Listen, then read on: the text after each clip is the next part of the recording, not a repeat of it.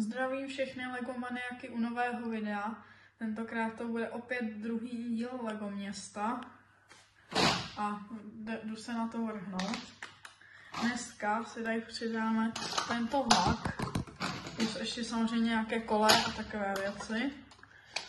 Můžete se teďka podívat na předešlé video, kde jsem dělala recenzi na tenhle set. A jako tady můžete z ní vidět i to nádraží.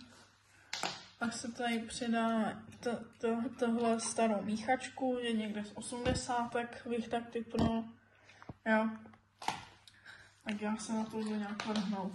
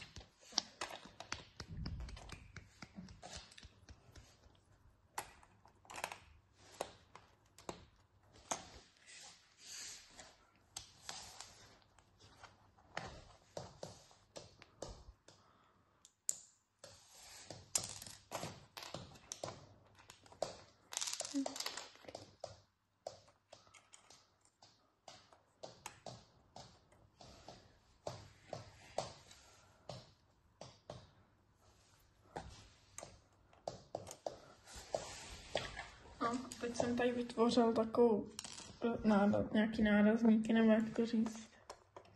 Nárazníky,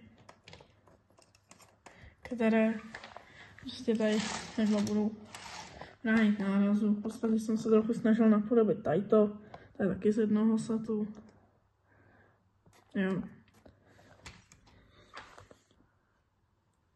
A jako další věc si tady přidám tohle. A bude tak. A tak. To. Už začnu dávat ten vlak. První lagan. Druhý. A ještě mašinu. A možná tady ještě takhle můžu dát pár kolejí.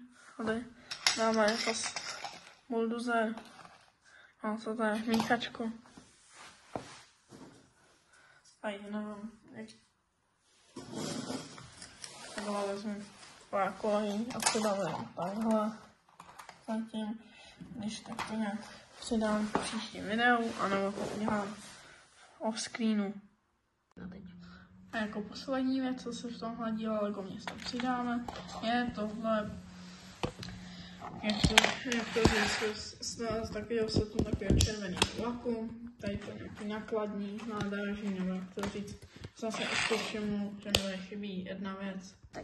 No tak tu část jsem hod nenašel, no, co jsem se docela snažil, tak to tady jenom takhle přidám a zkusím ji teda do příštího dílu nějak najít. Doufám, že ji teda najdu. Ono už ten teda poměrně, už to mám poměrně dlouhé, takový dost už mátraný, to ale asi nějak nevadí.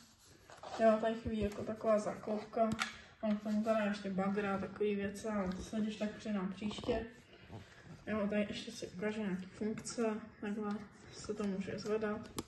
Tady to je otevírací. A nebo se to tady rovnou ukážu. Tady takhle můžu tohle sundat. A mám dát místo toho nějakou letůce, pak jako na zadání uhlí. Jo, to je otevírací a ještě se to takhle může tady posouvat. Tady to je právě, že se vezme jako vagonek, který se vysype uhlí, no to vezme, si naloží to někam jinam a jede. A já se s vámi z kamery loučím tímhle pohledem na Lego město, ještě se tady ukážeme. Dneska jsme přidali tohle. Tak ahoj.